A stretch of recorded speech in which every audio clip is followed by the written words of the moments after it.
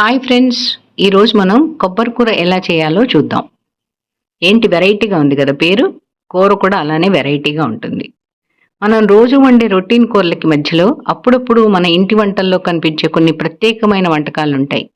ఈ కొబ్బరి కూర అలాంటిదే. ఇది రెగ్యులర్గా వండే కూర కాదు.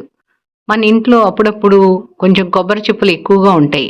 బాగా పండగలప్పుడు లేదా శుభకార్యాలప్పుడు ఇలా కొబ్బరి చిప్పలు ఎక్కువగా ఉన్నప్పుడు వాటితోటి మనం కొబ్బరి కూర చేసుకోవడానికి బాగా ఉపయోగపడుతుంది ఇది. మా ఇంట్లో కూడా అప్పుడప్పుడు రొటీన్ కూరలకు భిన్నంగా మా అమ్మగారు ఈ కొబ్బరి కూర చేసేవారు.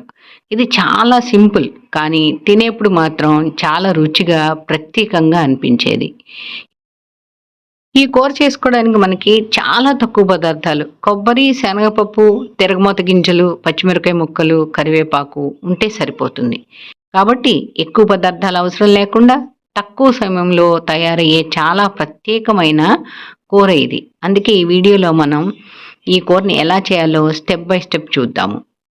ఈ కూర తయారు చేయడం కోసం మనం ముందుగా ఒక చిన్న హాఫ్ గ్లాస్ తోటి శనగపప్పును తీసుకొని దాన్ని సుమారుగా ఒక అరగంట సేపు నానబెట్టుకోవాలి. తర్వాత ఆ శనగపప్పుని ఒక భాండీలో వేసి పప్పు మునిగేంత వరకు మనం నీళ్లు పోసి దాన్ని ఉడికించుకోవాలి.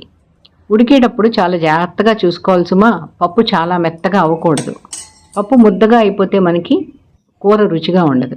కాబట్టి పప్పుని మనం ఉడికేటప్పుడు వేళ్ళతో నొక్కితే పప్పు కొంచెం మెత్తపడితే చాలు. అప్పుడు స్టవ్ ఆఫ్ చేసి ఆ పప్పుని నీరు వడకట్టేసి పక్కన పెట్టుకోవాలి.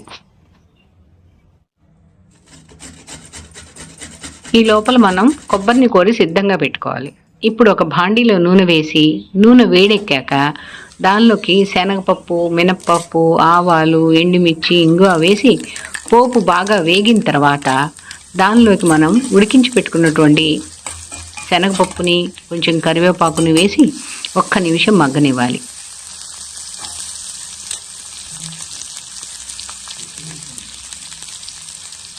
అప్పుడు దానిలో మనం కోరి పెట్టుకున్నటువంటి కొబ్బరిని కూడా జోడించి తగినంత ఉప్పు, కొంచెం కారం వేసి బాగా కలిపి స్టవ్ మీద నుంచి దించేయాలి.